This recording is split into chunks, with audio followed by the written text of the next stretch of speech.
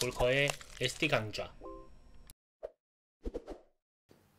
자, 오늘은 이제 요거 구화 이제 SD 전국전 입문 전편. 그러니까 어제부터 자료를 굉장히 열심히 만들어 봤어요. 만들어 봤는데 얘를 옮길 게 아니라 얘가 좀 크다. 예, 저 진짜 오늘도 강의 못하면 너무 늘어지고 맨날 수다 방송만 할 순 없잖아요. 제 방송이 그래도 나름 여기 이름도 있지만 볼커스텀의 SD 강좌인데, 그래가지고 진짜 어제 저 밤새서 PPT 만들었습니다.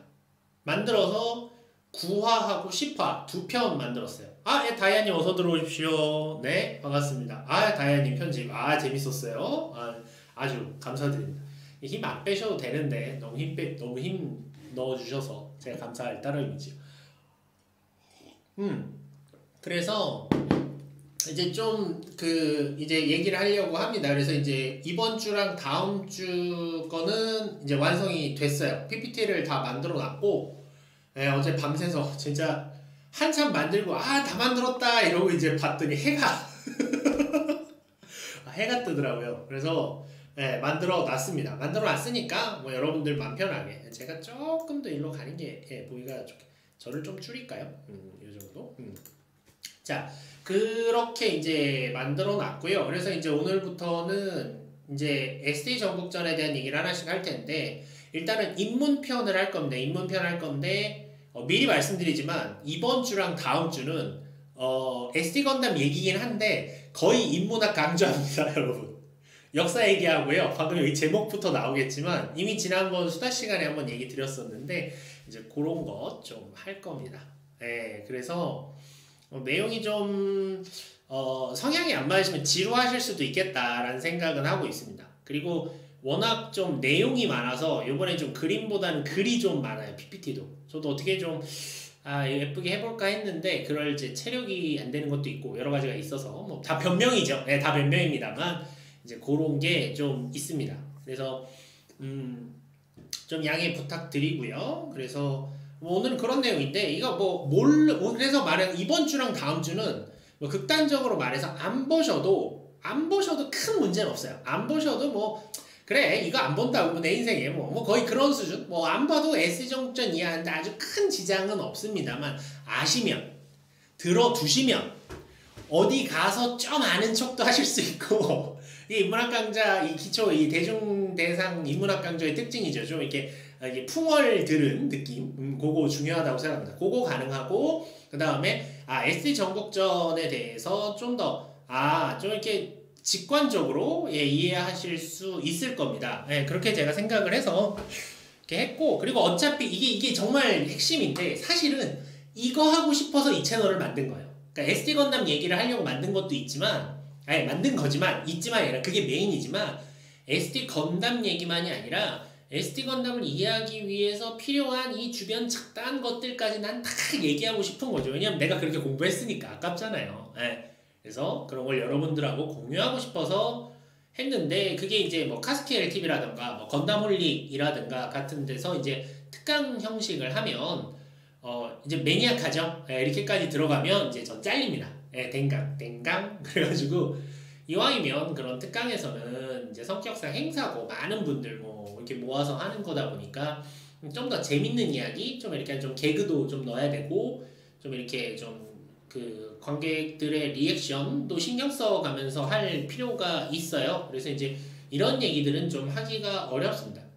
그리고 이제 또 하나, 이제 제 전공은 역사학, 사학이 아니죠. 개인적으로 역사학 좋아하고 개인적인 공부나 글은 읽어오는 편입니다만, 제 전공은 이제 언어학이어서 이제 국어학 전공자다 보니까 좀 이제 틀린 내용이 있을 수가 있습니다. 미리 말씀드립니다. 틀린 내용이 있을 수 있어요. 그러니까 여러분들 어떻게 보시면 좋으냐, 이 내용을 보시고 이런 내용을 바탕으로 이런 얘기가 가능하구나 정도로 이해해 주시면 대단히 좋을 것 같습니다. 그래서 뭐 오늘 들은 내용을 바탕으로 해서 이제 하나씩 여러분들이 이런 것들이 가능하군, 뭐 이런 내용들이 있군, 이런 식으로 이해해 주시면 더 좋지 않을까 생각을 합니다. 어쨌든 이 늦은 시간에도 많이들 들어와 주셔서 대단히 감사합니다. 지금 11시 2분이고요. 정확히 11시 5분부터 딱 3분 뒤에 저도 방금 막 세미나를 끝내가지고 3분 뒤에 여러분들과 함께 이제 강의 시작하도록 하겠습니다. 뭐 그 전에 궁금하신 거 있으시거나 얘기하고 싶으신 거 있으시면 얼마든지 얘기하셔도 좋습니다. 그리고 이제 강의 끝나고는 뭐 자랑할 거 있으면 자랑 좀 하고 이럴 텐데 자랑할 거 하나 왔네요. 여기 소령님도 이제 계시겠지만 이거 보이십니까? 짜자잔. 요거 보이실래나? 화면에 잘 너무 어두워서 안 비칠래나? 요거 블루투스 이어폰입니다. 저기 이거 마크로스 한정판으로 나온 이렇게 마크로스 연방군 반대로 돼 있네. 연방군 마크. 지구 통합군이죠. 통합군 마크 이런 거 이제 듣고 뭐 이런 식으로 있습니다. 이런 식으로 있는 요거 이제 구입을 했는데 예약을 했는데 이제 오늘 도착했습니다. 물건을 써보니까 이제 요거랑 이제 이게 이제 갤럭시 폴더 사면 껴주는 갤럭시 버즈인데 크기 차가 좀 있죠? 기술력 차이가 있습니다. 삼성이에요? 삼성이에요. 기술력 차이는 있지만 이쁘니까요. 이쁘니까 요거 잘 써보려고 합니다. 이따가 요거는 이제 강의 끝나고 한번 보여드릴게요. 여기 코로나는 어떤지 몰라요. I don't know. 일단 긴급사태 해제했고요. 하지만 외국인은 6월 말까지 못 들어가는 건 여전히 확정적이고. 잠시만요. 이 방송에서 안 보여드렸지. 그거 보여드릴게요. 잠시만요. 그거 보여드릴게요. 많은 분들이 굉장히 궁금해하실. 제가 일본에 와서 얻은 어디 갔니 얘를? 이거 이따가 자세한 건 또 이따 보여드리겠지만 뭔지는 일단 한번 보여드릴게요. 짜자잔 아베노 마스크입니다. 이게 이제 일본 정부에서 준다는 아베노 마스크입니다. 드디어 지난주 주말에 도착을 했습니다.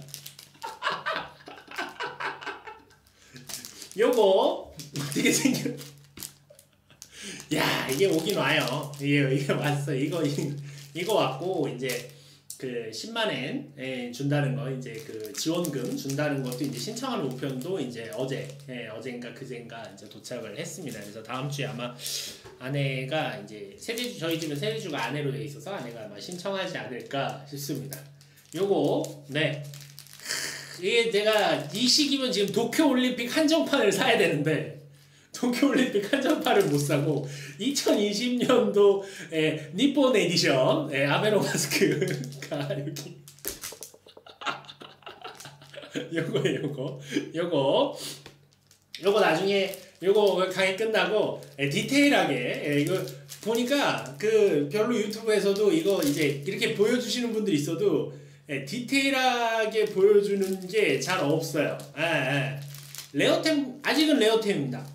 이게 전 국민을 나눠준다고는 했으나 아직 아직 그 배송 많이 울리긴 하는구나. 이게 아직 그 배송이 다 안 됐어요. 배송 비율이 되게 낮습니다. 이게 저도 이거 준다고 말한 지 거의 지금 한 달 반 지났는데 드디어 온 거예요. 여기 한 세대당 2장 줍니다. 2장 딸랑 1000마스크고요. 요거 강의 후에 되게 좀 색다르지만 요 마크로스 요 미베이 요 블루투스 이어폰하고 요 아베노 마스크 요 2개 리뷰하도록 하겠습니다. 네네. 어쨌든 보여드릴 게 좀 있네요. 잠시만요. 이게 옷장을 열어놨더니 좀 더 소리가 울리네. 제가 목소리가 커서 기본적으로 좀 울려요. 어쩔 수 없습니다.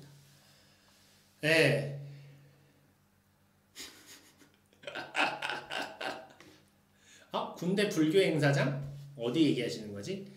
요 화면이요? 이 화면 얘기하시는 거예요? 이거는 저기 수업 때 사용하는 배경이에요. 요거 매번 사진 바꿉니다. 이거 이제 경회로 해요. 경회로 야경. 제가 여기서 수업할 때 이제 학생들한테 한국의 모습을 한 컷씩 이제 보여주고 좀 이런저런 얘기하는 용으로 사용하는 거고, 사진은 제 이제 후배 중에 사진 작가 하는 친구가 있습니다. 이제 그 친구가 찍은 사진들을 제공받아서 사용하고 있는, 즉 저작권 확실하게 확보하고 있는 그런 사진들이죠. 네네. 여기 경주 아니고 여기 경회로 경복궁이에요. 경복궁.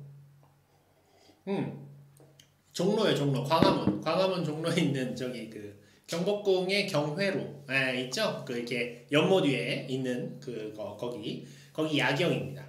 네네. 경주 사진도 있는데 그건 뭐 다음번에 한번 기회 되면 보여드리고 네네.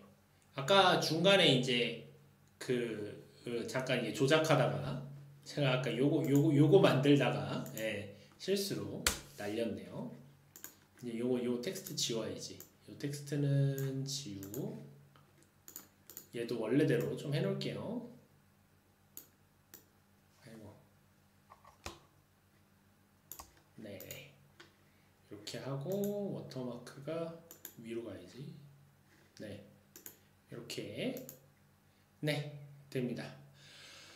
자, 아이고 말하다 보니까 11시 5분이 아니라 11시 8분이 됐네요. 역시 아베노 마스크 매력적이에요.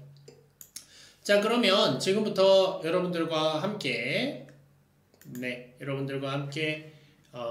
이 오늘 9화 ST 건담 전국전 입문편 전편 일본 전국시대와 시대극에 대한 이야기를 해보도록 하겠습니다.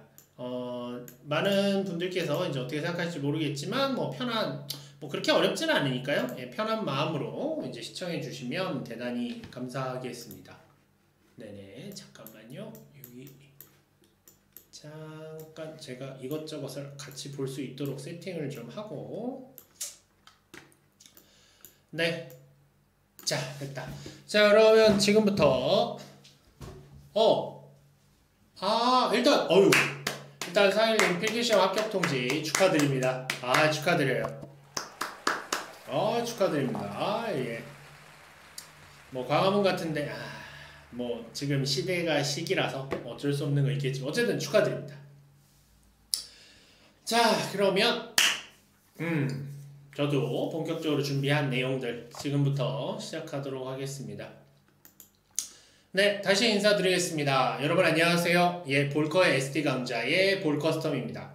자, 오늘 준비한 강좌는 드디어 SD 전국전. 그러니까 우리가 지난 시간까지 이제 SD 건담이 어떻게 만들어지고 SD 건담 뭐 비비전사 원조 SD 같은 것들이 이제 어떤 형태를 구성하고 있다. 이제 이런 얘기들을 이제 했었는데 오늘부터 이제 본격적으로 SD 건담 전국전 이야기로 들어가 볼까 합니다. 그런데 바로 SD 건담 전국전 얘기로 들어가느냐?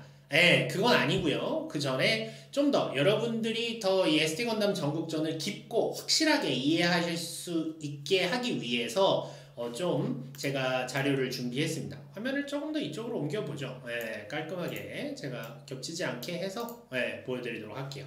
그래서 오늘은 약간 일종의 좀 역사인문학 강의 같은 성격을 좀 띠고 있습니다. 어쨌든 여러분들 그래도 이건 난 좀 재미없는데 하실 수 있는 분이 계실 수도 있지만 충분히 재밌는 내용으로 전달드리려고 노력해서 준비했으니까 재밌게 봐주시고 크게 이제 오늘 이제 전편을 하고 다음 주에 이제 10화 후편을 하도록 하겠습니다.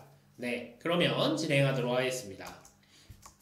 네, 일단 간단히 정리해보죠. 일단 1979년에 여러분들 이제 우리 지난 강좌들을 통해서 이제 확인하셨겠지만 1979년에 기동전사 건담이 방영을 합니다. 그리고 이제 1980년에 반다이에서 이제 건프라가 이제 발매를 하고요. 그 다음에 이제 1982년 이제 프라모 쿄시로, 저희 이제 그 SD 건담 탄생에도 많은 영향을 미친 이 프라모 쿄시로란 만화가 이제 코믹봉봉에 연재를 합니다. 이런 흐름들을 통해서 이제 기동전사 건담의 인기가 있고 그다음 건프라를 통해서 그 인기가 계속해서 이제 올라가고 있던 와중에 드디어 그 정식 후속작인 기동전사 제타 건담이 1985년에 이제 방영을 하게 되고 그해 드디어 1985년 가샤퐁으로 SD 건담 월드가 탄생하게 됩니다. 요거의 탄생하기까지의 과정은 이 앞에 강의에서 말씀을 드렸기 때문에 그쪽을 참고해 주시면 대단히 감사하겠습니다. 그리고 이어서 1986년에 더블 제타 건담이 방영을 하죠. 그리고 1988년 이제 더블 제타까지 오면서 이제 건담의 인기가 한번 이제 큰 붐이 왔다가 이제 좀 식어가기 시작하는 그 시점에 이제 반다이와 선라이즈의 회심의 역작 극장판 역스베샤가 상영되게 됩니다. 여기에 맞춰서 당시 이제 가샤퐁 등을 통해서 인기가 점점 올라가고 있던 SD 건담도 전폭적인 이제 지지 세력의 하나로서 이제 지지 상품들이 이제 발매가 되게 되는데 그렇게 해서 나오게 된 이 비비전사 시리즈들이 있었고 그 후속으로 계속 이어져서 이 비비전사가 넘버링이 계속 이제 우리가 6번까지 7번부터 뉴건담 뭐 이렇게 쭉 나오는 사이에 이제 비비전사 17번이 되어서 드디어 그간 SD 건담 월드 가샤퐁에서도 한번 만들어졌던 이 프라모 큐시로 출신의 무사 건담이 비비전사로 발매되게 됩니다. 이때만 해도 아직 그 SD 건담 전국전이란 설정은 없이 그냥 단일 캐릭터로서 이제 출품이 됐던 것이라 그래서 표기도 보시면 지금 같은 경우는 이제 한자로 무사 완태무 같은 식으로 이제 표기를 하는데 이 당시의 제품명을 보면 그냥 가타카나로 무샤 간다무라고 표기를 합니다. 예, 그만큼 성격에 차이가 있었던 거죠. 그런데 지난 강좌에서 말씀드렸다시피 이마이시 화백이 그린 코믹월드에서 이 7인의 사무라이를 패러디하면서 7명의 무사들을 착 그리는 바람에 사람들이 거기에 기대를 갖게 됩니다. 그래서 갑작스러운 이 인기에 이제 보답을 하기 위해 무사 건담의 동료, 상관, 부하, 그 다음에 적군 등의 설정을 만들기 시작하면서 드디어 1989년 그 이듬해인 1989년 비비전사 23번 무사 제타 건담이 발매를 하면서 본격적인 SD 건담 전국전이 시작됩니다. 그래서 나중에 코믹월드를 보시게 되면 이제 코믹월드 제가 보여드릴게요. 보시게 되면 알겠지만 이게 이제 그 SD 건담 요게 이제 그 왜 안 나오지? 잠시만요. 그려진다. 네네. 요게 이제 요 코믹월드 11번이라고는 되어 있지만 실제로 이제 상품은 17번이죠. 왜 이게 11번이 되냐면 앞서 6번까지는 이 코믹월드가 없고 7번 뉴건담부터 코믹월드 1번이 시작되기 때문에 넘버링에 차이가 있습니다. 여기서 이 무사건담을 소개하면서 색깔을 좀 바꿔볼게요. 조금 펜이 더 색이 다른 게 좋겠네요. 네.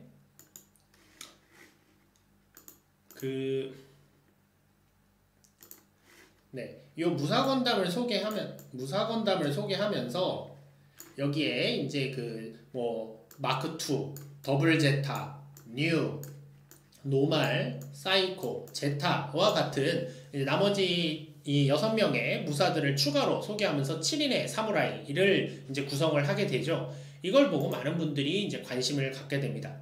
그래서 요거에 이제 반영돼서 드디어 방금 말씀드렸다시피 비비전사 23번 이제 무사 제타 건담이 나올 때, 그러니까 넘버링이 벌써 17번까지 올라갔죠. 넘버링 17번까지 올라왔는데 여기에 와서 이 첫 문장을 읽어보면 여기 뭐라고 되어 있냐면 이제 어둠 장군이 이끌고 있는 이제 무사 군단들, 무사 군단들이 평화를 어지럽히고 때는 그때를 전국시대라고 불렀다. 이러고 시작합니다. 그러니까 SD 건담 전국전은 본격적으로 시작한 건 무사 제타 건담 코믹월드부터라고 생각하시는 게 더 맞습니다. 앞서 있었던 여기 내용은 뭐냐면 그냥 이제 이렇게 7명의 무사들이 있었고 그중 제일 뛰어난 게 무사 건담인데 이들은 오늘도 황야를 달린다. 그걸로 끝이에요. 내용이 없어요. 네, 본격적으로 말하자면 정말 캐릭터 소개만 딱 하고 아무 내용이 없는 뭐 그런 건데 이제 이게 무사 제타 건담의 코믹월드로 가면서부터 이제 여기 저기 나오죠. 이제 코자쿠, 콘자쿠, 신자쿠 같은 이제 자쿠 삼형제 같은 이제 나중에 이제 요 다음 강의에서 이제 SD 건담 전국전 캐릭터들을 하나씩 설명하게 되면 그때 이제 다 설명드리겠습니다만 어쨌든 적이 되는 자쿠 삼형제도 등장을 하게 되고 무사 제타 건담도 나오게 됩니다. 이 뒤로 이제 계속해서 상품이 발매가 되면서 SD 건담 전국전의 이야기를 전개하게 되지요. 네. 그래서 이제 1989년 비비전사 23번 무사 제타 건담부터 비비전사 46번 호화 건담 대장군까지 이 비비전사 안에 들어있는 설명서만 하죠. 코믹월드를 통해서 SD 건담 전국전의 첫 번째 이야기라고 할 수 있는 7인의 무사편이 전개가 됩니다. 이때까지만 해도 그래 이렇게 해서 이제 하나의 이야기가 이제 종결이 되는가 라고 생각을 했었죠. 이때만 해도 아직 7인의 무사라는 별칭은 붙어있지 않았습니다. 이게 나중에 후속편들이 만들어지면서 이 첫 번째 편을 뭐라고 부를까 할 때 이제 원래 이제 일본어식으로 얘기하면 무사 7인 중이죠. 그게 이제 번역을 하면 사무라이 7명의 무리 뭐 이렇게 이제 직역이 되는데 감각적으로 저는 이제 이 강좌에서는 7인의 무사로 제가 번역해서 사용하고 있습니다. 근데 요게 이제 46번에서 전국전 이야기가 딱 끝났는데 그 다음으로 비비전사 47번이 노마루 건담입니다.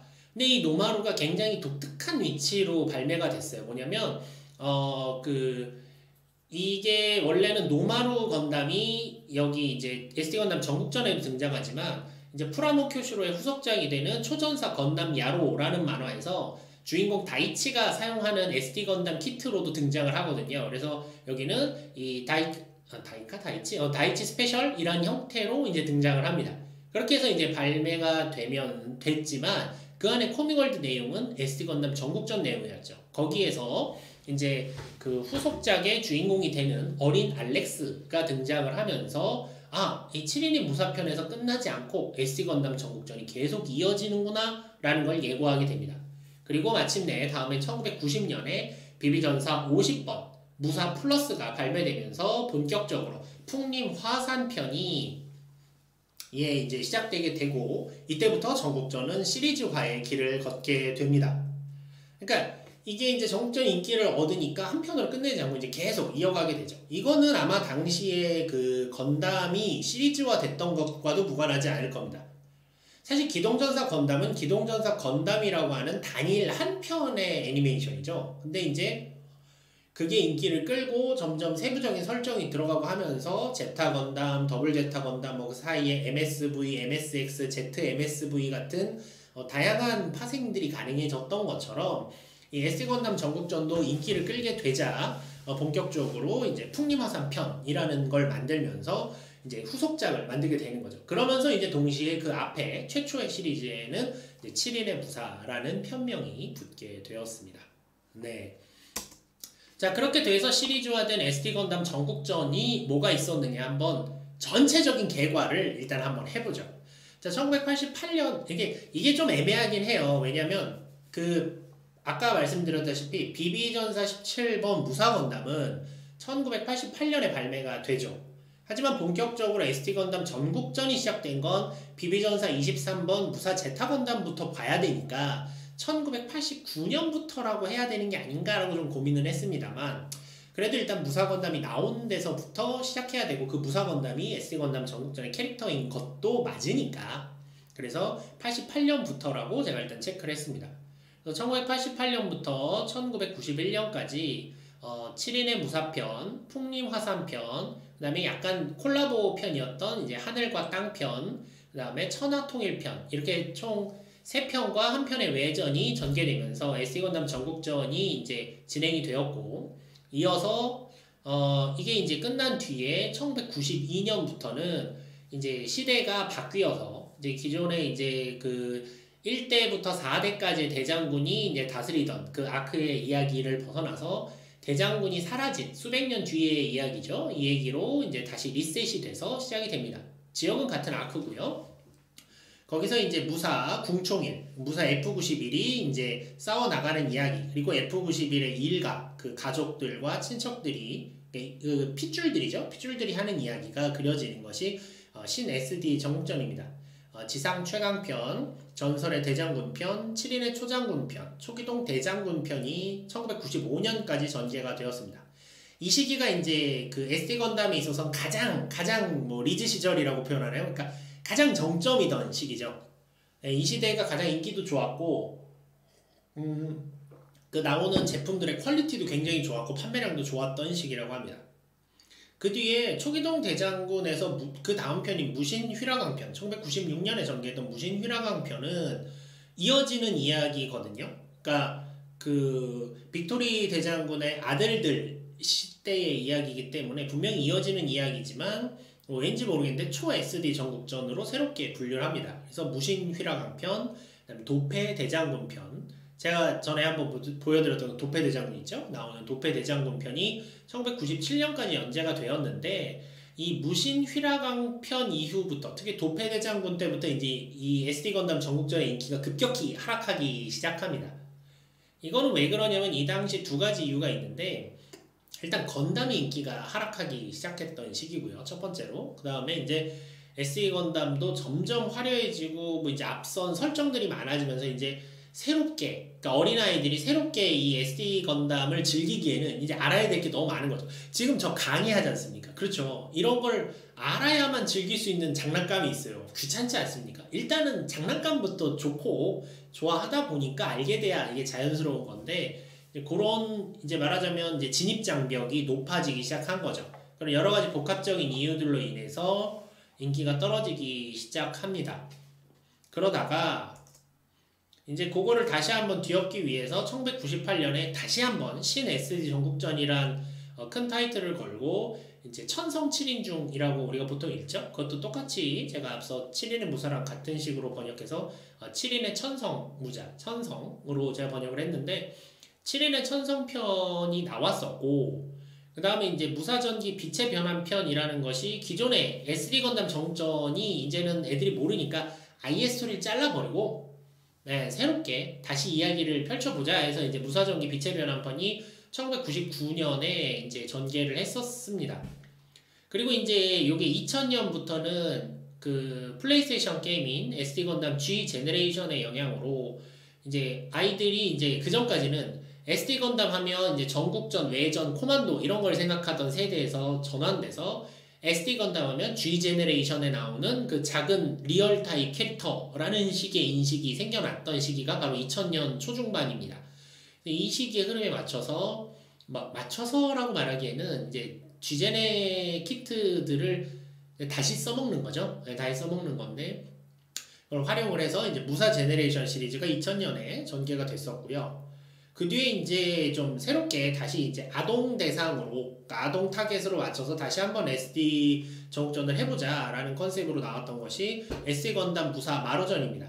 요거는 그래도 나름 어느 정도 성공했어요. 이제 주인공 오리지널 캐릭터들이 있고 기존 SD 전국전에 있던 캐릭터들을 따와서 다시 한번 이들이 이제 금형도 재활용할 수 있고 이런 식의 성격으로 만들어진 시리즈인데 2001년부터 2004년까지 전개가 됐고 마루전 1편, 2편, 3편 이 세 가지가 전개가 됐었습니다. 나름 분위기는 나쁘지 않았어요. 이제 요러는 사이에 이제 그 TV판 애니메이션 SD 건담 포스가 방영을 하죠. 그리고 그 SD 건담 포스의 외전 성격으로 다시 한번 SD 건담 전국전을 리뉴얼하겠다라는 느낌으로 나왔던 것이 바로 이 SD 건담 포스 에마키 무사 열전입니다. 보통 이제 열전편 이렇게 많이들 얘기하시죠. 예, 그게 나왔었고 이게 근데 생각 외로 반향을 못 얻었어요. 이게 이제 아버지 무사와 아들 무사 이런 식으로 이제 컨셉을 맺어서 이제 앞세대에서 뒷세대로 이어지는 이야기 뭐 이런 걸 해보려고 시도했던 건데 실패했죠. 의외로 이게 상품을 만드시는 입장에서는 이제 앞세대가 즐겼으면 뒷세대도 즐겼으면 하잖아요. 그래 이게 상품이 계속 가니까. 그래서 이렇게 세대가 이어지는 이야기 같은 거에 관심들을 많이 갖는데 제 생각에는 잘 성공 못합니다. 여러분 알다시피 에이지도 그런 컨셉으로 만들었던 건데 안 됐잖아요. 그러니까 그런 게 의외로 의도한 대로 되는 경우를 잘 못 봤습니다. 어쨌든 그렇게 해서 이제 전개가 됐었고요. 나름 그래도 2004년부터 2005년까지 전개를 했었는데 그 뒤에 이제 그 무사 번장 풍운럭이라고 이제 약간 이건 왜 나왔는지 모르겠어요. 이렇게 약간 아마 제 생각에는 마루전 다음으로 기획한 게 아닌가 싶은데 나중에 이제 풍운럭 얘기할 때 얘기하겠지만 이제 그 마루전 애들이 한 초등학생 정도면 여긴 초등학교 고학년에서 한 중학생 정도 느낌 나게 약간 이렇게 좀 우리말로 하면 좀 일진이죠. 이제 주먹 쓰는 애 이런 컨셉으로 이제 무사 건담 캐릭터들이 나오는 뭐 그런 내용이었는데 큰 인기는 끌지 못하고 사라졌습니다. 그 뒤에 이제 2007년에 여러분이 잘 알고 계시는 비비전 3국전이 전개가 되죠. 비비전 3국전은 많이들 아시는 분은 아시겠지만 이 SD 건담 전국전에 이어지는 이야기입니다. 시간차는 있지만 SD 건담 전국전의 배경이 있고 그래서 시간적으로 말하면 이게 재밌는 게 실제 역사라면 삼국지 연의가 있던 시대가 일본의 전국시대보다 훨씬 전입니다. 훨씬 전인데 이제 SD 건담 전국전의 연표에 따르면 삼국전의 이야기가 SD 건담 전국시대보다 훨씬 뒤인 얘기가 되죠. 네, 그런 식의 차이가 있죠. 그래서 2007년부터 2011년까지 이제 풍운호걸편, 영웅격돌편, 전신결투편 이렇게 3편의 내용으로 됐고 중간에 테레비 애니메이션도 방영을 했었습니다. 그리고 이제 이 도중에 이제 그 무사열전 캐릭터들 그 키트들을 금형을 다시 활용해서 이제 무신강림편이라고 하는 것이 이제 실제 일본의 무사들을 이제 재현한, 그러니까 여러분 보신 오다 노부나가 건담 뭐 이런 식의 형태로 나왔던 무신강림편이 있었고, 이 뒤로는 사실상 전국전의 계보를 잇는 작품이 나오고 있지 않습니다. 창궐전 같은 경우에는 삼국전하고도 상관이 없고 설정상에 있어서 SD 건담 전국전과 연결되는지 알기가 어려워요. 근데 문제는 또 애니메이션 같은 데서 이제 중간중간 이렇게 오마주처럼 삼국전의 내용이라든가 전국전 내용이 조금씩 들어가 있단 말이죠. 그래서 일단은 이 강의에서는 일단 창궐전을 뺐습니다. 창궐전을 뺐지만 아직은 창궐전은 제가 모르겠고 좀 이제 더 알아봐야 될 문제고요. 일단은 공식적으로는 이 삼국전이 마지막으로 해서 현재 SD 건담 전국전은 더 이상 시리즈가 나오고 있지 않다, 이렇게 이해하시면 되겠습니다. 하여간 이렇게 긴 얘기인데 이거 나중에 언젠간 다 합니다. 언젠간 다 강의로 할게요. 여기까지가 이제 SD 건담 전국전의 전체 연표입니다. 자, 이렇게 이제 배경적인 걸 알게 되는 데 있어서 일단 중요한 건 이거죠. 글이 좀 많아서 보기 어려우시겠지만 이 내용입니다. 이렇게 SD 건담 전국전이 많은 시리즈가 나올 수 있었던 건 인기가 있었기 때문이죠.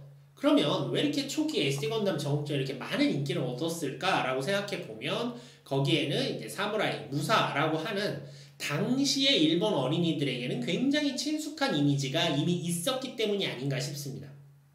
말하자면 요즘 아이들한테는 뭐 마블 캐릭터를 베이스로 한 뭐 이렇게 오마주가 나온다 그러면 바로 알아보잖아요. 뭐 그런 것처럼 이 당시에는 이제 그 사무라이 혹은 닌자 이런 이미지들이 이미 어린아이들 사이에서 유행을 하고 있었고, 그렇기 때문에 건담이 무사가 되었다라고 했을 때 바로 친숙하게 받아들일 수 있었던 거죠.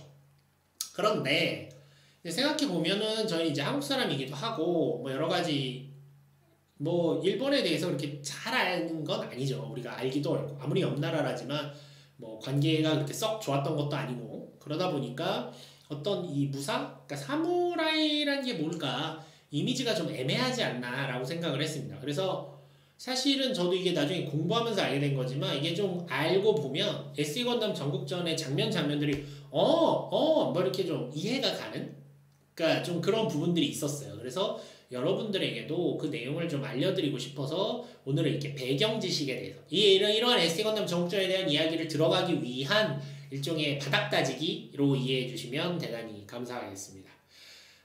이게 서론만 하는데 이렇게 오래 걸려요. 그래서 제가 좀 힘을 내고 자, 오늘은 이 배경 지식에 대해서 알아보려고 합니다. 자, 일단은 이번 주와 다음 주 두 번에 나눠서 얘기를 할 건데요. 앞으로 살펴볼 배경 지식은 크게 3가지로 요약해 봤습니다. 자, 첫 번째는 일단 일본의 전국시대란 게 뭐고 도대체 무사란 게 뭐냐. 여러분 뭐 사무라이 뭐 많이 들어보셨겠지만 뭐 딱히 들으시면 애매하실 거예요. 뭐지? 뭐 이렇게 이런 분도 분명히 계시리라고 생각합니다. 그래서 그거에 대한 얘기를 하고, 그 다음에 이제 이러한 전국시대가 어떻게 이야기로서 소화되어 왔는가에 대해서 이제 또 설명을 드립니다. 이게 굉장히 SD 건담에 큰 영향을 미쳤거든요. 그리고 마지막으로 그래서 SD 건담 전국전에서 이들을 어떻게 차용해서 활용하고 있는가에 대한 이야기를 하려고 합니다. 오늘은 이 중에 가장 분량이 크고 용량이 큰 1번만 얘기를 합니다. 다음 주에는 이제 2번, 3번 얘기를 할 거고요. 오늘은 1번, 일본의 전국시대와 무사. 사실상 일본의 역사 이야기죠. 좀 이제 중세사 정도, 고대사부터 중세사까지 이야기를 간략히, 아주 깊지 않게 해보려고 합니다. 자, 그러면 저도 이제 한숨 좀 돌리고 자, 저도 기지개 한번 펴고 힘내서 시작해 보도록 하겠습니다. 자, 일본의 전국시대와 무사입니다. 자, 전국시대라고 하면 일단 한자를 보시면 알겠지만 그러니까 싸울 전자에 나라 국자의 시대라는 거죠. 그러니까 나라끼리 싸우는 시대라는 의미가 됩니다. 보통 이제 요새는 전국시대 그럼 이제 일본의 전국시대를 떠올리시는 분들이 꽤 있으시리라 생각하지만 사실 이제 이거는 일본에만 쓰이는 표현은 분명 아닙니다. 여기서 이제 전국시대라고 할 때 이제 나라라는 거는 원래는 이제 지금 우리 나라죠. 대한민국 할 때 국 같은 게 이제 나라를 뜻하는 말인데 이게 원래 중국에서 한자의 어원으로 살펴보면 원래는 이제 중국은 황제국이잖아요. 그러니까 황제가 있고 그 밑에 많은 제후들이 있습니다. 그래서 황제가 다스리는 것이 이제 이 중국이고 그 아래에 이제 그 자치령들이 있는데 그러니까 옛날에는 이렇게 생각하시면 돼요. 그러니까 지금은 저 지금 도쿄에 있지 않습니까? 사이타마죠. 지금은 사이타마에 있지 않습니까? 그러니까 일본에 있는데 지금 한국에 있는 여러분들하고 이렇게 라이브로 이렇게 영상으로 여러분들과 대화도 할 수 있고 이렇게 볼 수가 있잖아요. 예, 이거 되게 중요한 거죠. 근데 이렇게 통신과 교통이 발달하면서 어떤 지배력이 미칠 수 있는 범위가 점점 넓어지고 정교해지는데 아직 그 과거 시대에는 그 정도 능력이 없죠. 말하자면 생각해 보세요. 지금처럼 차도 없고 기차도 없고 비행기도 없는 시대에 이제 북경에서 상하이까지 걸어간다. 생각만 해도 갑자기 목이 떼입니다. 저 예전에 어렸을 때 이제 저는 이제 그 성당을 다니는데 가톨릭인데 일종의 성지순례 이제 청소년들 캠프처럼 하는 성지순례로 해가지고 서울에서 대전까지 한번 걸어가 본 적 있거든요. 몇 날 며칠 걸려서 그러니까 쭉 걷는 게 아니라 이제 하루 걷고 자고 해서 가본 적이 있는데 죽어. 근데 몇 배나 되는 거리를 그렇게 다녀야만 되니까 이게 통치를 한다는 게 쉽지가 않죠. 그러니까 이거를 나누는 겁니다. 내가 이제 총 통치자고 얘가 이제 지배하는 이제 뭐 자치령주들이 있는 거죠. 그들이 이제 각각의 지역을 다스리는데 그걸 나라라고 하고 거기에 대표를 이제 왕이라고 합니다. 그러니까 황제 밑에 왕이 있다는 건 이제 그런 개념인 거죠.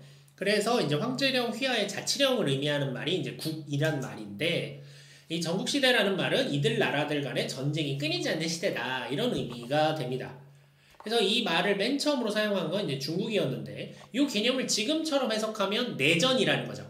그러니까 이게 약간 차이가 있어요. 말하자면 이 전쟁을 크게 두 종류로 보면 이제 우리나라랑 외국이 싸우는 전쟁이 있는데 그거는 이제 내전이라고 하지 않죠. 그에 반해서 이제 같은 나라들끼리 그러니까 한 공동체로 볼 수 있는 공간 안에서 자기들끼리 세력을 갖고 이제 누가 권력을 갖느냐 하고 싸우는 게 내전이 됩니다. 그러니까 이게 달라요. 그러니까 다른 나라와 싸우면 그 나라를 침략한 거든가 그 나라를 공격해서 이제 나를 복속시키거나 하는 요런 컨셉이라면 이제 내전이라고 하는 거는 우리들끼리 싸워서 이 중에 대빵이 누군지를 뽑는다. 요런 개념으로 이해하시면 됩니다. 보통은 내전이 더 치열하죠. 그래서 이제 사실 전국시대란 말은 이제 유럽에도 쓸 수 있고 한국에도 쓸 수 있고 어디든지 쓸 수 있는 말입니다. 원래 이 표현은 이제 중국의 춘추 전국시대란 표현에서 처음 등장을 하죠. 정확히는 이제 보통 묶어서 춘추 전국시대라고 부르는데 이제 춘추 시대와 전국 시대는 다른 시대입니다. 사실은 춘추 다음에 바로 전국이 와서 그 시기를 묶어서 불러서 그렇고요. 춘추 시대보다는 이제 전국 시대가 좀 더 본격적인 이제 땅 따먹기를 했던 시기로서 이제 성립이 되는 시기입니다. 그래서 이제 우리 식으로 얘기하면 이제 한국의 삼국시대 혹은 이제 고려 후백제 신라가 싸웠던 이제 후삼국시대 같은 경우도 다 전국시대죠. 예. 그러니까 일반 명사로서의 전국시대는 이제 이렇게 사용해 볼 수 있는 말입니다. 그런데 이제 일본의 이제 전국시대, 일본 발음으로 하면은 이제 센고쿠 지다이라고 해서 이제 센고쿠 시대라고 이제 제가 좀 구분해서 이렇게 써보려고 하는데요. 일단 구분을 편하기 위해서 일단은 센고쿠라고 일단 하겠습니다. 그러니까 전국시대라는 건 어디나 쓸 수 있는 일반 명사니까 라는 의미에서 사용할게요. 일본도 우리가 보통 오늘 얘기하려는 이제 전국시대는 정해져 있는 시기인데 이제 센고쿠 시대가 있는데 일본에서도 여러 번 있었습니다. 이런 센고쿠 시대가 딱 한 번 있었던 건 아니고 그러니까 이런 뭐 내전이 있고 서로 이제 싸웠던 시기가 몇 번 있어요. 근데 이제 우리가 오늘 얘기하려는 센고쿠 시대라는 것은 일단 용어가 뭔지 몰라도 괜찮습니다. 뒤에 설명할 거예요. 무로마치 막부라는 애가 있었어요. 무로마치 막부라는 정부 조직이 있었는데 그 무로마치 막부가 이제 망해가는 시점부터 다음에 이제 도쿠가와 이에야스가 막부를 새롭게 세워서 도쿠가와 막부가 성립할 때까지의 시기를 얼추 말합니다. 그러니까 대충 거기까지 가야 이 전국시대라는 큰 그림이 만들어져요. 참고로 이제 삼국지식으로 쉽게 말씀드리면 이제 삼국지 연의의 시대가 후한 한나라 이제 전한 말고 후한이 이제 망해가는 시기부터 시작해서 황건적의 난이 일어나고 이런 망할 때부터 시작을 해서 이제 진나라의 사마염이 삼국을 통일할 때까지가 되죠. 물론 그 뒤에 이제 또 팔왕의 난이 나고 이제 뭐 팔왕의 난은 저기 딴 거구나. 죄송합니다. 그 뒤에 이제 팔왕의 난 맞는데 팔왕의 난이 나고 뭐 이렇게 또 5호 16국 시대로 막 들어가고 막 이렇게 막 복잡한 내전을 더 겪고 나서야 그 뒤에 이제 중국이 다시 통일이 됩니다만 뭐 그런 것처럼 이때도 이제 요 무로마치 막부라는 정부가 있고 그다음에 도쿠가와 막부라는 정부가 있는데 그 사이에 누가 말하자면 대빵인지 애매한 시기에 싸웠던 일들을 이제 전국시대라고 부른다. 이렇게 이해하시면 됩니다. 좀 더 정확히 말씀드리면 시기적으로는 이제 1400년대 중후반부터가 됩니다. 그때부터 이제 무로마치 막부가 이제 자신들의 권리를 하나씩 잃어가고 좀 이제 자기 세력을 유지를 못하게 되는데 이제 거기서부터 이제 1500년 후반까지를 일단 전국시대로 봅니다. 왜냐하면 1500년 후반에 이제 오다 노부나가 이름 아시는 분들도 계시겠지만 오다 노부나가가 이제 무로마치 막부를 완전히 끝내요. 그 전에는 이제 비실비실해도 명목은 유지하고 있었는데 그거를 이제 완전히 끝을 냅니다. 그렇게 되고 이제 오다 노부나가가 이제 새로운 권력자의 중심에 서게 되면서 이제 그 시기부터를 이제 오다 노부나가가 다스리던 시대를 아즈치 시대, 그 다음에 그 뒤에 한국 사람들은 좋아하지 않죠. 풍신수길이 도요토미 히데요시가 다스렸던 시대를 모모야마 시대라고 해서 이제 아즈치 모모야마 시대가 있고 그 뒤에 에도 막부 시대가 있다. 이렇게 이제 원래 나눠서 설명합니다만 교과서에도 그렇게 돼 있다고 하더라고요. 근데 그냥 이제 인식적으로는 사실 오다 노부나가랑 도요토미 히데요시가 계속 살아있는데도 계속 전국시대죠. 그러니까 그래서 도쿠가와 이에야스가 도쿠가와 막부를 성립하는 1600년대 초반까지를 봐야 이미지적으로 맞지 않는가 싶습니다. 시기로 보면 아시겠지만 그 사이에 이제 임진왜란이나 정유재란도 포함되어 있는 시기가 되겠습니다. 네. 좀 어려울 수 있는데 이게 뭐 연표로 굳이 길게 느려도 헷갈리니까 대충 한 1400년부터 1600년까지 대충 한 200년 상간의 이야기다라고 이해하시면 되겠습니다. 네. 근데 이 전국시대가 왜 이렇게 그러면 이런 이야기의 소재가 되느냐, 이렇게 SD 건담 같아서 왜 이런 전국전을 포인트로 잡느냐라고 하면, 그렇죠. 전국시대의 특징이 뭡니까? 각자가 나와서 무한 경쟁을 펼치는 시대잖아요. 그러니까 다양한 인물들이 나오고 다양한 실수와 다양한 성공담, 막 말도 안 되는 기적과 같은 일들도 벌어지고 뭐 이야기거리가 많아지는 거죠. 쉽게 말해서 평화로운 시기에는 별로 할 얘기가 없잖아요. 이렇게 서로 나는 등따스코 배불러. 그리고 난 만족해. 너도 그러니? 하하하, 우리는 친구야. 이러고 지내는 얘기가 전부일 텐데, 이 전국시대라는 것은 굉장히 이제 서로가, 내가 이제 이 위로 올라가 위해서는 쟤를 일단 동맹을 맺었다가 뒤통수를 쳤다가 막 이런 걸 고민해야 되는 시기이기 때문에 굉장히 많은 이야기의 소재가 되어 옵니다. 방금 전에도 얘기했지만, 뭐 중국의 대표적인 전국시대의 하나인 이제 삼국시대 같은 경우에도 보면, 유비관우 장비 천하의 호걸일세, 이게 삼국지가 얼마나 대단합니까? 우리 삼국전 팔리는 것처럼 그 시기의 이야기가 제일 재밌고, 실제로 그 삼국지 시기가 지나고 나면 저희가 중국의 역사적 인물을 그렇게 구석에 있는 장수까지 이름을 다 외우는 경우는 없어요. 그렇죠? 여러분들 뭐 당나라의 뭐 당태종 아시지만, 당나라 하면 당태종, 당태종 알아. 자, 또 누구 아십니까? 졸진 고민스럽죠. 내가 당나라에 대해서 누구를 알지? 수나라, 수나라 알아. 수양제, 알아. 수나라에 누가 있지?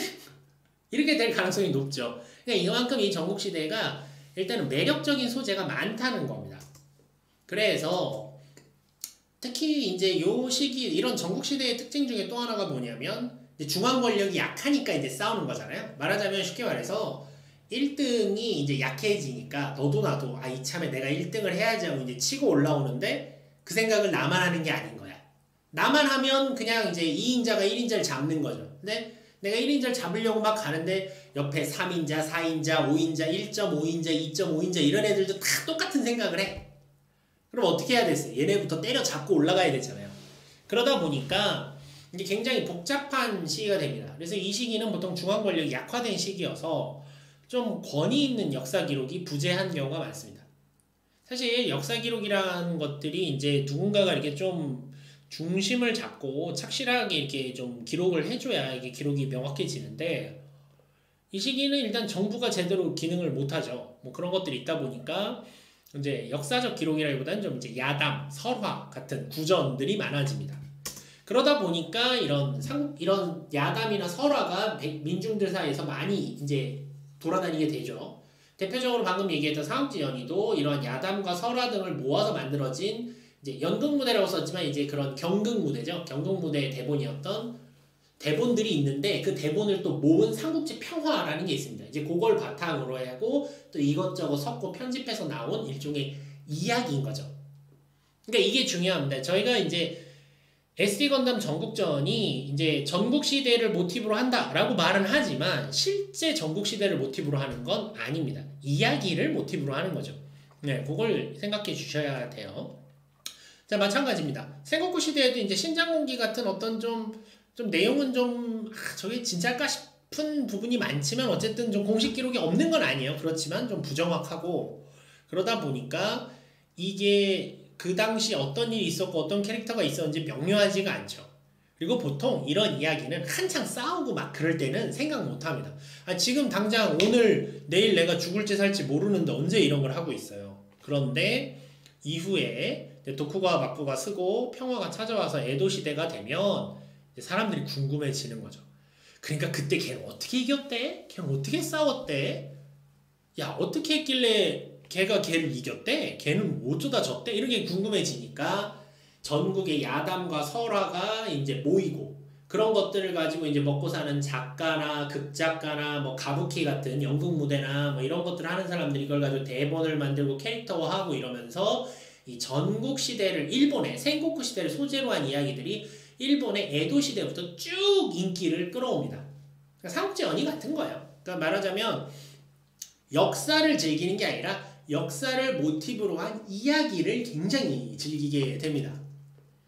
그래서 이제 이 SD 건담을 차용하고 있는 배경도 이제 실제 역사라기보다는 이러한 이야기 속 전국 시대를 모티브로 삼았다라고 봐야 됩니다.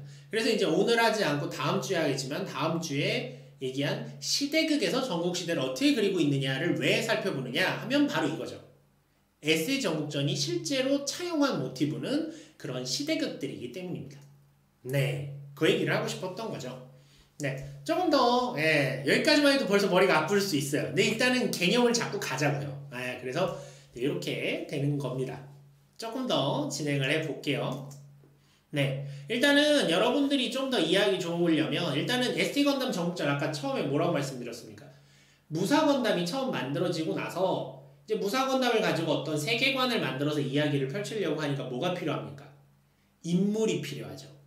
인물들이 필요한데 인물 간의 관계가 필요합니다. 최근에 이제 드라마 보면 이제 최근 뭐 모든 드라마 재밌게 보시는 건 뭐 인터넷에 인물 관계도 이런 거 막 설명해 주잖아요. 얘랑 실은 무슨 관계고 어떻게 돼 있고 실은 얘는 원래 친구인데 뭐 어떻고 그거 알수록 재밌잖아요. 그러니까 무사 건담도 그런 관계를 만들어가기 시작합니다.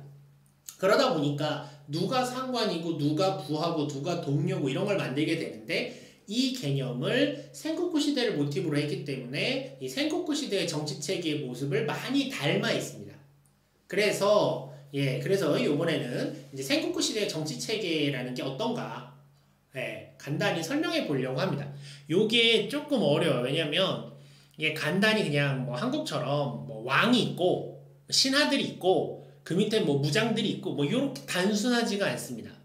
지금도 그래서 일본인들조차도 좀 헷갈려 해요. 그러니까 좀 너무 어렵더라도 일단 하나씩 차분차분하게 한번 설명을 해보도록 하겠습니다. 방금 말씀드렸던 게 이 내용이죠. 동료, 상관, 부하, 적군으로 이제 점점 만들어가기 때문에 이런 거를 생코쿠 시대의 것을 차용해서 만들었다. 이런 내용입니다. 자, 일본의 일단 정치체계로 보자. 그러니까 통치체계죠. 가장 상위엔 누가 있겠습니까? 덴노가 있습니다. 덴노. 저는 미리 말씀드리는데 이게 오해 살까 말씀드리는데 저는 이 강의에서 일왕이라는 표현을 쓰지 않아요. 왜냐하면 그게 물론 이제 저 천황 그러니까 덴노가 이제 한자로 하면 천황이죠. 그러니까 황제의 황자를 쓰기 때문에 보통 굉장히 사람들이 쓰기 싫어합니다. 그래서 이제 그걸 대체하는 표현으로 이제 미디어 등에서는 이제 일왕이라고 하는데 그게 저는 그렇게 생각하는 게 제가 예컨대 이제 프리드리 황제 이렇게 부른다고 해서 제가 그 사람 밑에 있는 게 아니잖아요. 그냥 이건 용어고 그다음에 이제 저게 일단 아직 그 신권 분리가 안 돼 있던 나라 시절의 용어가 그대로 온 거다 보니까 하늘의 황제 이런 이름인 건데 이름 거창하죠. 일본이 좀 중이스럽습니다. 예. 이름 굉장히 거창한데 그 너무 신경 쓸 거 없어요. 그래서 만약에 천황이라고 의미를 우리가 알 수 있게 말하면 좀 귀에 거슬리니까 저는 이 강의에서는 덴노라고 부르도록 하겠습니다. 텐노죠, 텐노라고 부르도록 하겠습니다. 일왕이라고 쓰면 좀 개념이 꼬여요. 그런 부분도 있어서 저는 이제 그렇게 사용은 하지 않겠다. 이제 그거는 양해해 주시기 바랍니다.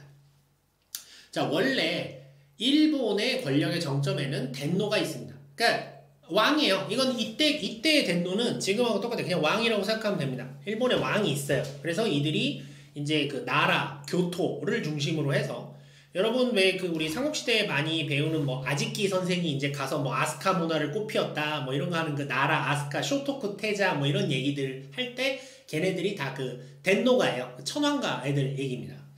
그 덴노가 있었고 그들이 이제 오면서도 이제 몇 번 부침이 있었겠죠. 그 중에 이제 헤이안 시대라는 시대가 약 이제 기원 후 790년부터 1190년까지의 시대를 말하는데 이때는 이제 덴노가 원래는 권력자였는데 점점 권력자로서 군림하지 못하고 지금의 덴노 같은 상징적 존재로 전락하게 되는 이제 시발점입니다. 왜 그렇게 됐냐면 이 강의에서는 깊게는 더 설명드리지 않으려고 하는데 이때 이제 처음 막부도 등장하지만 그 이전 문제야. 사실 막부가 등장하기 전부터 덴노의 권력이 떨어져 갑니다. 그거는 좀 이따 설명하겠지만 일단은 이 원래 일본의 정치 체계에서는 이 천황가, 그러니까 우리말로 좀 쉽게 말하면 왕족끼리 다스리는 나라였어요. 그러니까 왕이 있고 왕족들이 다 이게 말하자면 삼촌이 국방부 장관하고 저기 이렇게 팔촌 조카가 이렇게 농림부 장관하고 이런 식으로 운영이 되던 거였어요. 근데 그러다 보니까 나중에 이제 얘네들끼리 짜고 이제 천황을 좀 이제 업수에 여기고 이제 섭정 이런 거 하면서 점점 이제 자기들끼리 권력을 나눠 먹기 시작한 거죠.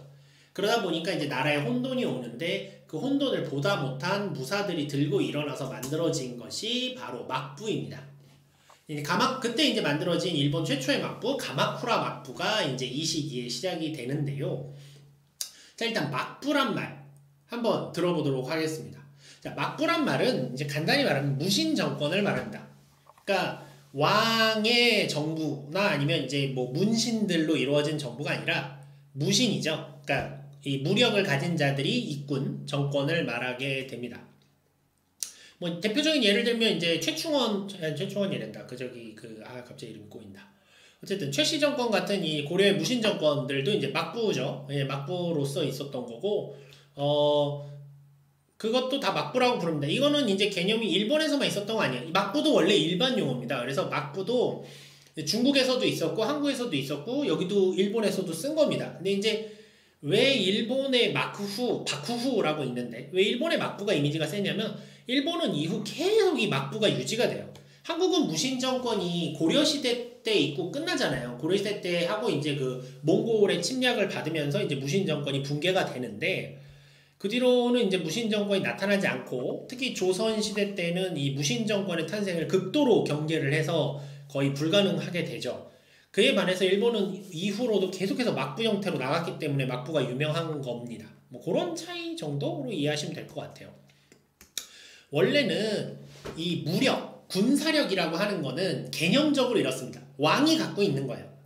왕이 군사력을 갖고 있는데 자, 이게 삼국지 같은 시대는 유비가 쌍칼을 빼들고 물론 쌍칼을 썼다는 기록은 없습니다만 쌍칼을 빼들고 오른쪽에 관우 왼쪽에 장비 딱 끼고 막 달려가서 막 일기토라는 게 이제 단기 접전 이제 1대1로 막 붙어가지고 막 쌈박질이라는 표현은 너무 쌈마이한가? 막 이렇게 싸우고 막 이렇게 해서 하는 거지만 실제로는 왕이 전투에 안 나가죠.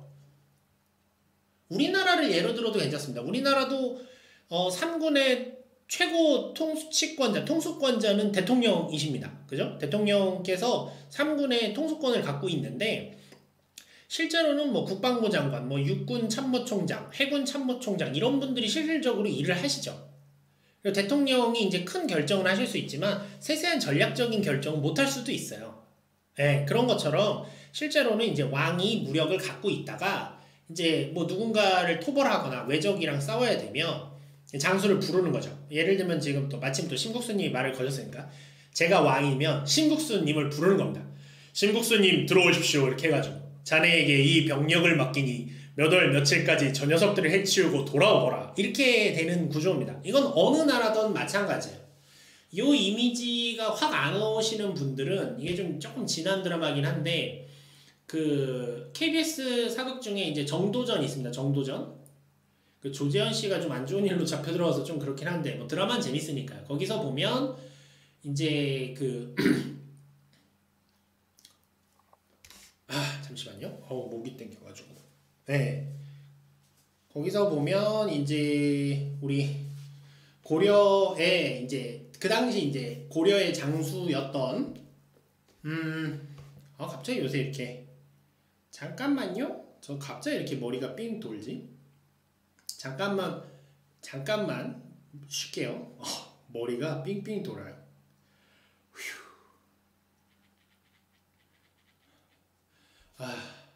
너무 빨리 말했나봐요.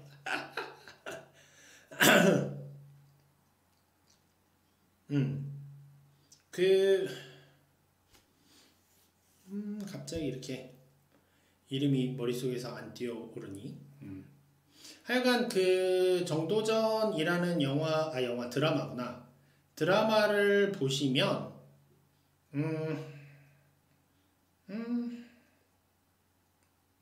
어디 갔지? 맞다. 자, 아니 괜찮아요. 자, 돌아왔습니다.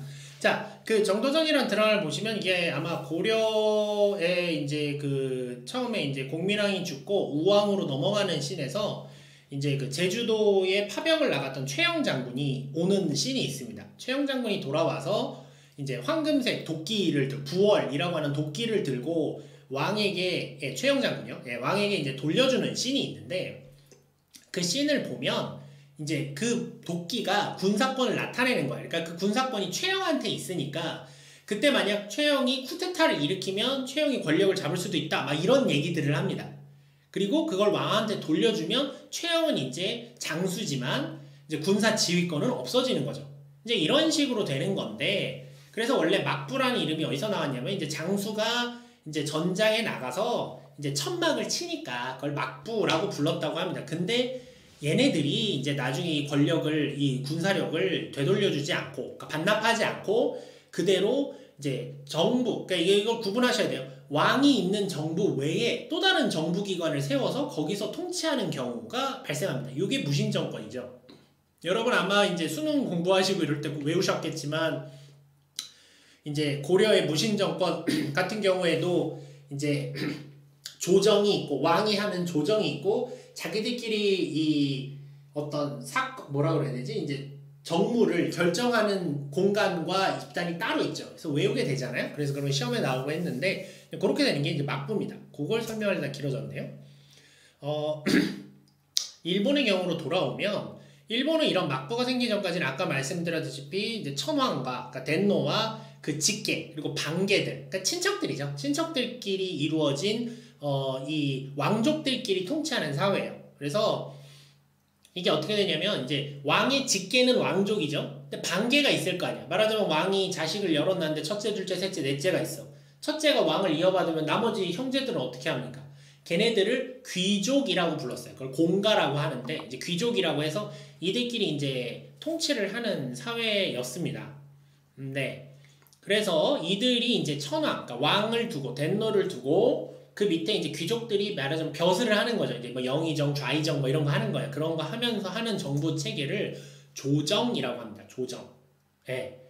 조선도 우리 조정이라고 하죠. 중국도 조정이라고 하고, 그러니까 왕과 신하들이 함께 구성되어서 다스리는 정부 체계를 조정이라고 해요. 네. 이것도 다 일반 명사입니다. 이런 조정이 존재해서 왕이, 그러니까 덴노가 벼슬도 내리고 벼슬을 거두기도 하고 이러면서 이제 했던 건데, 이 역할은 심지어 가마쿠라 막부시기 때는 여전히 합니다. 그리고 이후에도 해요. 그러니까 이게 나중에 가면 되게 복잡해지는 게 덴노가 허수아비가 되고 막부가 생긴 다음에도 덴노가 벼슬을 내리는 권한, 그러니까 조정도 그대로 있어요. 있는데 얘네는 이제 탁상 공론하는 애들이 되는 거죠. 그래서 막부가 와서 이러이런 걸 부탁합니다라고 말을 하는데 이제 실제 내용은 야 이거 내놔라 알지? 눈치껏 해. 그러면 이제 여기서 알아서 해가지고 못 주고 뭐 이런 식의 관계를 갖게 됩니다 나중에. 그래서 이제 막부라는 거는 이제 왕의 정치기관이 조정이고 별도로 이제 이 무력을 가진 자들이 만든 정치기관이 설치돼서 이들이 정부적 역할을 하는 경우를 말합니다. 그게 이제 막부고 무신 정권이죠. 그렇게 이해하시면 돼요. 그래서 이때 이 막부를 구성하는 자들, 그러니까 전문적인 무력을 집행하는 사람들이죠. 군사훈련도 받았고 이런 사람들을 이제 무사라고 불렀습니다. 이게 좀 더 정확히 말씀드리면 원래는 이제 귀족들이 있잖아요. 귀족들이 이제 자기들끼리 정부를 만들었는데 말하자면 자기는 VIP 아니에요. 나는 이제 말하면 뭐 예를 들어 국방부 장관 VIP 아닙니까? VIP죠. 장관급들 VIP니까 이 사람을 지켜줄 말하자면 그 경호원이 필요하니까 경호원이 필요하죠. 그래서 경호원을 뽑은 게 이제 원래 사무라이 시초라고 해요. 근데 이제 우리도 이제 뭐 비서실장들이 이렇게 좀 나쁜 짓 하고 권력도 없고 하는 것처럼 이제 처음엔 그냥 경호원이었는데 옆에서 계속 하면서 이제 정치 일도 알게 되고 이런 거 저런 거 하다 보면 얘가 이제 그 중에 마음에 드는 애는 야, 너 좀 하네? 너 좀 중간관리직 해볼래? 이제 이러고 주기 시작하는 거죠. 그들이 이제 점점 성장해서 무사 집단을 만들게 되는데 이들이 그 정부가 조정이 이제 혼탁한 그 시기 해이안 시대 말기에 이들이 이제 반란을 일으켜서 말하자면 새롭게 조직을 규합해서 만든 게 이제 가마쿠라 막부가 됩니다. 그래서 이제 조정과 대립을 하게 되죠. 그래서 이때 처음에 만들어진 가마쿠라 막부의 수령을 쇼군이라고 부릅니다. 많이 들었던 거죠. 장군이라고 쓰고 쇼군이라고 있는데 그렇게 해서 막부의 수령이 쇼군이 되고 이 쇼군의 벼슬명, 그러니까 쇼군은 명칭이에요. 말하자면 뭐라고 그랬나? 우리가 이제 이순신 장군 이렇게 부르죠. 이순신 장군. 근데 장군은 호칭이잖아요. 호칭이고 실제는 이제 전라 좌수영을 담당하는 뭐 이제 그 전라도통사라는 게 벼슬이죠. 전라도통사가 벼슬이고 본인의 이제 명칭은 장군인 거죠.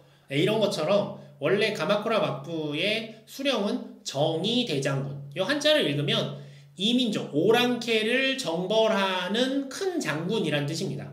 그러니까 말하자면 이제 오랑캐를 토벌하기 위해서 전권을 맡긴 장군 뭐 이런 정도 돼요.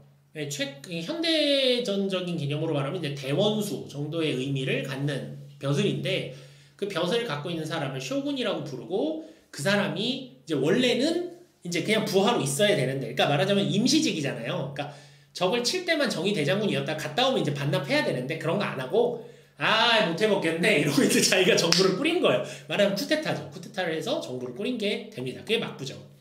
그래서 원래는 뭐 정적대장군, 정서대장군 이런 게 둘로 나뉘어 있는 원래 벼슬이었대요. 서로 견제해야 되니까 이랬는데 그걸 아예 묶어서 정의대장군이라고 묶어서 벼슬을 만들고 가마쿠라 막부를 개창할 때 이제 그 벼슬을 받아서 이제 쇼군이 됩니다. 참고로 가마쿠라라고 하는 데는 이 도쿄 쪽에 있어요. 지금도 이제 도쿄에서 요코하마에서 조금 더 서쪽에 있는데 도쿄에서 이제 보통 신주쿠에서 기차 타고 한 30-40분? 30분은 조금 무리고 한 40분 정도 가면 이제 가마쿠라가 있습니다. 가마쿠라 막부가 있었던 그 지역이 나와요. 그러니까 이게 일본 지도로 말씀드리면 이제 천황 덴노가 이제 교토에 있는데 여러분이 보이시려면 이쪽이 교토가 아니라 교토에 있는데 동쪽으로 와가지고 여기 가마쿠라라는 데다가 이제 정부를 세운 거죠. 네네. 여기까지 하고 조금 쉴게요. 네네. 이렇게 정부를 세운 거죠. 왜 이렇게 했느냐 하면 이제 아직까지는 조정의 힘이 완전히 그렇죠. 그 대불 있는데 맞아요. 거기입니다. 그 이게 교토의 조정이 완전히 힘을 잃었던 건 아닌 거예요. 가마쿠라 막부 때만 해도 얘네가 뭐 좀 쌈마이한 표현을 쓰면 약간 좀 이렇게 뭐 바보가 된 병신이 된 상태여서 제 힘을 못 발휘하고 있으니까 얘네가 역할을 하는데 가까운 데 있으면 이게 좀 역할을 받잖아요. 이렇게 말을 받으니까 일부러 좀 멀리 떨어져서 만들어서 이 둘이 대립하는 형태로 지냈던 시기가 이제 가마쿠라 막부 시대라고 부르는 시기입니다. 네. 죄송해요. 정말로. 저도 하고 싶은 내용은 많고 이렇게 짧게 하려다 보니까 혼자서 막 떠드니까 여러분 듣는데도 지치시죠? 그러실 것 같아요. 강의도 원래 1시간 하면 쉬어야 됩니다. 지금 벌써 1시간 가까이 떠들었는데 그러면 여기서 한 5분 정도 5분? 10분? 그래요. 휴식을 좀 가집시다. 10분 정도 쉬었다가 이어서 하도록 하겠습니다. 좀 힘을 내서 이어서 해보도록 하겠습니다. 자, 이렇게 해서 이게 근데 제가 사실은 고민을 했어요. 가마쿠라 막부는 전국시대 한참 전 이야기란 말이죠. 근데 왜 이 가마쿠라 막부 얘기부터 했는가 라고 하면 이게 그 막부라고 하는 개념을 설명하기 위해서 필요했던 거였습니다. 막부랑 덴노의 관계를 설명하려면 역시 막부라는 게 처음 생겨났을 때부터 할 수밖에 없어요. 앞서 얘기를 간단히 정리하면 원래는 덴노가 한국이나 중국의 왕과 같은 겁니다. 그러니까 대빵이에요. 대빵인데 자기 친척들을 가지고 조정을 만들었어요. 조정을 만들어 신하들을 꾸려서 정부를 꾸리다가 얘네들이 이제 왕을 허수아비로 만들고 갖고 놀았어요. 그런데 이 신하들의 옆에 있던 무력 집단인 무사들이 그거를 보고 아 저건 아닌데 싶어가지고 자기들이 새로운 조직을 만들게 됩니다. 대표가 쇼군이고요. 쇼군의 벼슬명은 정의대장군이고요.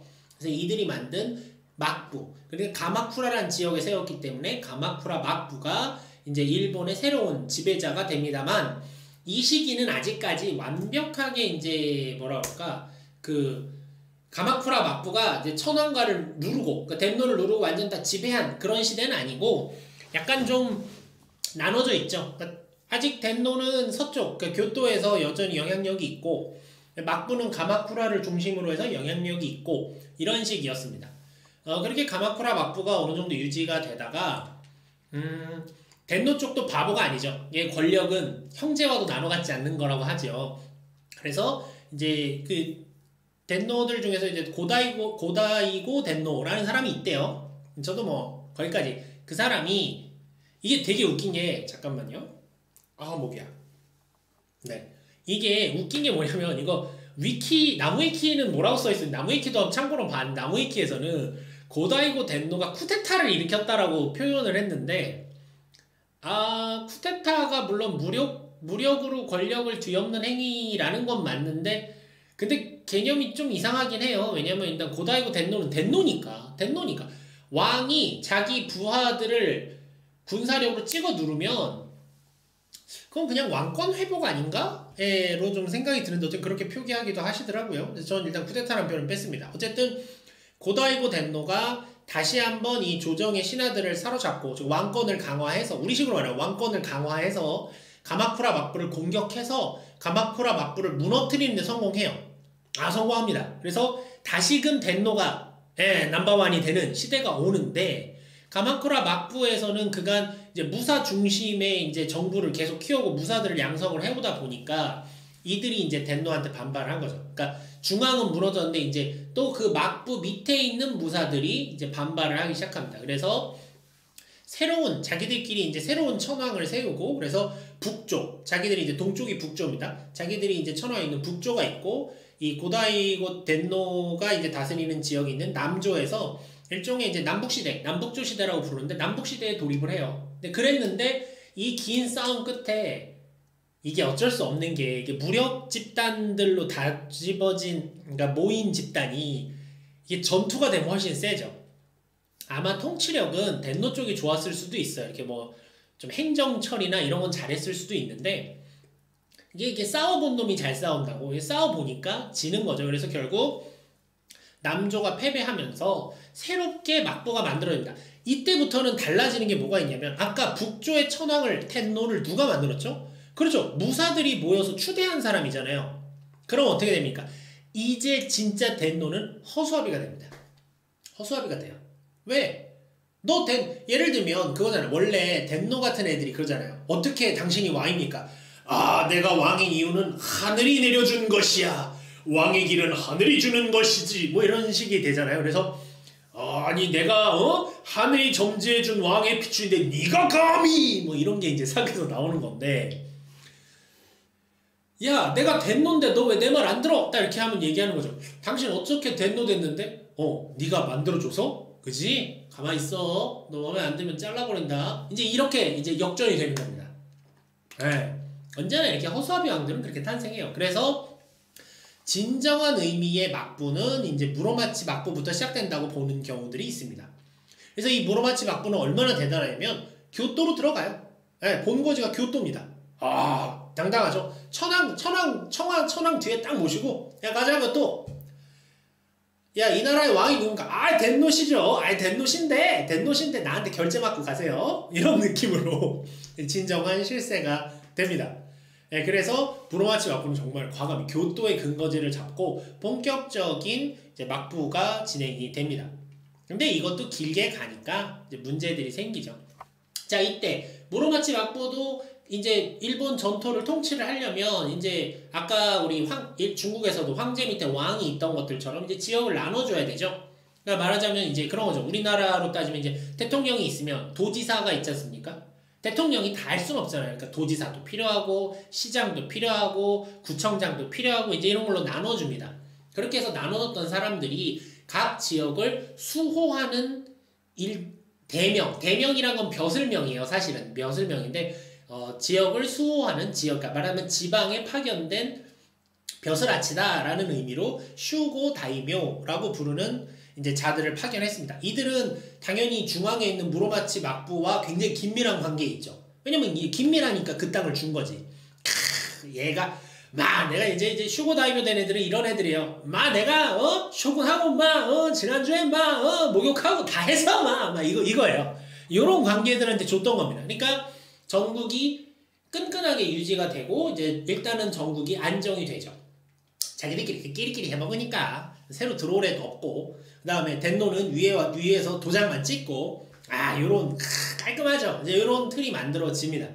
그런데 그대로 갔으면 이제 문제가 없을 텐데 이제 몇 년 이제 또 시간이 흐르다 보니까 이게 또 이제 쇼군이 죽으면 이제 그 다음 자식이 이제 쇼군을 물려받죠. 자, 이제 무로마치 막부 와서는 이제 아까까지는 덴노가 힘이 좀 약하고 막부가 있었다면 이제는 얘는 진짜 허수아비야. 이제 덴노는 안 봐도 돼. 이게 허수아비고 쇼군이 진정한 지배자인데 쇼군도 이제 세습을 하다 보니까 이런저런 일이 생길 거 아닙니까?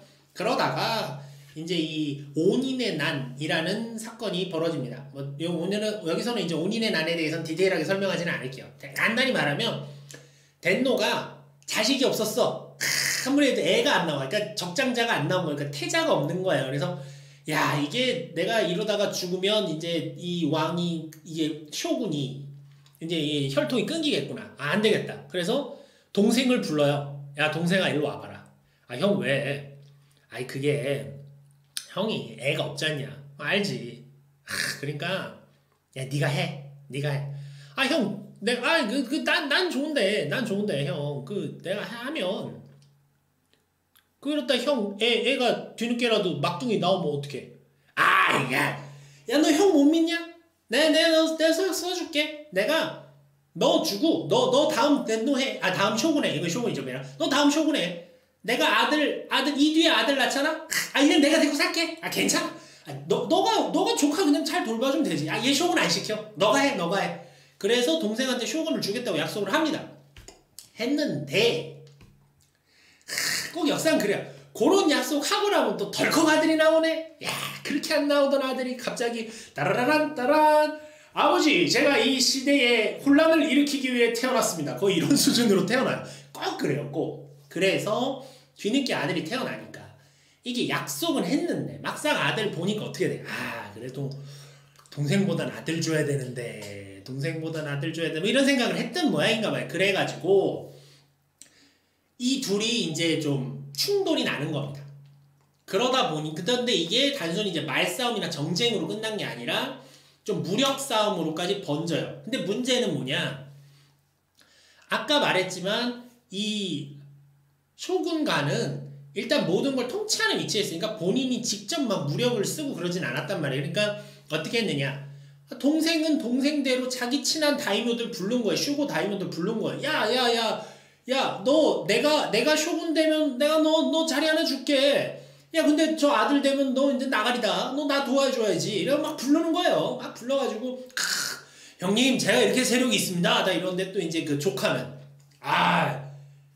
저희 삼촌 제가 적통 아닙니까? 여러분 누가 적통입니까? 제가 적통입니다. 이제 이렇게 해가지고 또 세력을 모으는 거예요. 그래서 모든 슈고 다이묘들이 교토에 모입니다. 모두는 아니지만 많은 이제 유력 슈고 다이묘들이 교토에 모여서 대치를 하는데 이 시기가 굉장히 길게 가요. 이게 뭐 한번 탁 붙어가지고 결판이 난 게 아니라 질질 끕니다. 그건 이제 온인의 난이라고 하는 건데 문제는 그렇죠 여러분. 원래 호랑이 없는 산에는 여우가 왕인 법입니다. 슈고 다이묘들이 교토로 갔잖아요. 그럼 이 사람들이 여기를 어떻게 했어요? 나 가 있는 사이에 네가 여기 좀 담당 좀 해. 이러고 이제 누군가한테 맡겨놓는 거죠. 그런데 이게 야 내가 갈 땐 이렇게 하는 거야. 야 형이 야 길어봐야 1년이면 와. 너 잠깐만 있어. 1년 뒤에 와서 내가 포상해줄게. 그리고 갔단 말이야. 안 와. 편지를 보내. 언제 오십니까? 내년엔 가. 내년엔. 안 와. 그게 몇 년이 돼요. 그러다 보면 어떤 생각이 듭니까? 주인은 쟨데 내가 주인인가? 이참에 그냥 확 내가 주인 해버려? 이런 생각이 드는 거죠. 그래가지고 맡겨놓고 간 애들 중에 뒤집은 애도 있고 혹은 맡겨놓고 간 애가 좀 변변치 않았던 거야. 그러니까 또 그 밑에 있는 애들이 야 저거 잡으면 이 땅 내가 먹겠는데? 이런 생각들이 들기 시작한 거죠. 그러면서 이 각 지역마다 이제 새로운 주인들이 생겨나기 시작합니다. 이들을 이제 이때부터 이제 전국시대에 다니면 그러니까 이들은 특징이 뭐예요? 중앙정부랑 아무런 인연이 없는 거죠. 원래는 무로마치 막부가 각 지역에 이제 그 다스리는 사람을 지정해 줬던 건데 얘네는 아니야. 자발적으로 나온 거죠. 그 지역에 원래 살던 애들인데 가만 야 여기 보니까 저거 가 있는 사이 이거 내가 쓱싹하고 옆 동네 쓱싹하면 될 것 같은데 이제 이러고 올라오는 거죠. 그들을 이제 센고쿠 다이묘라고 합니다. 그래서 이제 사실은 이게 좀 잘못된 게 뭐냐면 다이묘라고는 하는데 이제 원래 다이묘라는 거 우리가 이제 영주로 번역하면 이해는 쉽습니다. 원래 다이묘는 아까 말씀드렸다시피 벼슬 명칭이에요. 근데 센고쿠 다이묘들은 실제로 다이묘란 벼슬을 받은 적이 없어요. 받은 적이 없어요. 그냥 내가 다이묘일세 이거 하는 거예요. 이거 어디서 비슷한 거 나오냐면 삼국지 연의 보면 나옵니다. 삼국지 연의 보면 뭐 이렇게 원술이나 원소나 이렇게 가는데 걔네가 실제로 그 지역 태수가 아닌 경우들이 있어요. 근데 자기가 그 지역을 무력으로 점령하고 나서 내가 여기 태수로 자칭을 해요. 나는 태수다 이렇게 이제 해가지고 막 다스리는 거죠. 그래서 이들 시기의 다이묘들은 나중에 가면 고착이 되지만 초창기에는 그러니까 출신도 막 제각각입니다. 무사 출신도 있고 상인 출신도 있고 막 승려 출신도 있고 걔 중에는 또 귀족 중에서도 다이묘가 돼서 귀족 출신도 있고 막 그래요. 그러면서 이제 무로마치 막부가 거의 힘을 못 쓰고 슈고 다이묘들이 무너지면서 이제 아까 드디어 이 전국 시대로 돌입하게 됩니다. 네. 그렇죠. 그렇게 돼서 이제 아까 덴노가 허수아비였잖아요. 이제는 그 밑에 있는 쇼군도 허수아비인 거야. 그러니까 허수아비가 둘이 된 거야.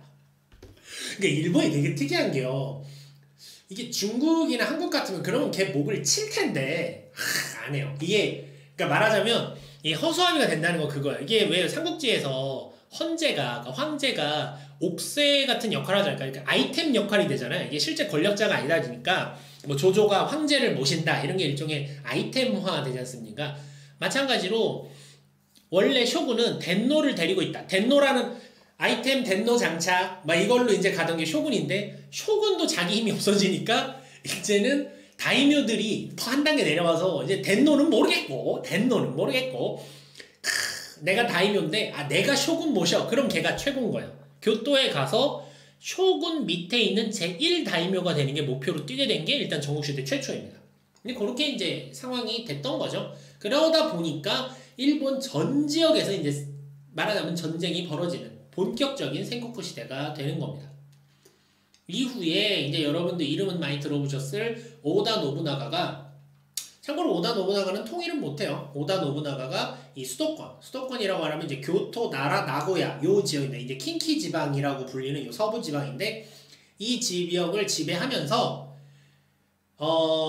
자기가 쇼군을 세워줘요. 그 무로마치 먹부의 이제 그 뒤에 이제 그 아까 그 온인의 난 때 있었던 쇼군 다음의 쇼군의 동생을 데려다가 쇼군으로 만들어줘요.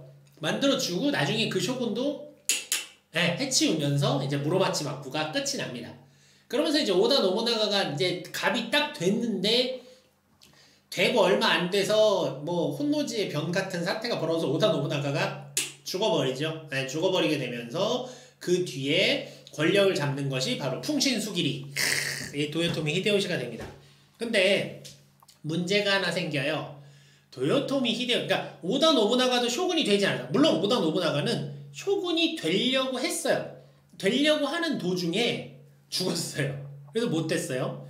그 다음에 도요토미 히데요시인데, 도요토미 히데요시는 출신이 귀족 출신이나 이 무사 출신이 아니에요. 그래서 원칙적으로 일본은 귀족 출신이 아니면 벼슬을 못 받습니다. 아까 말했지만 벼슬은 누가 준다고요? 덴노가 주죠. 조정해서 주는 거예요.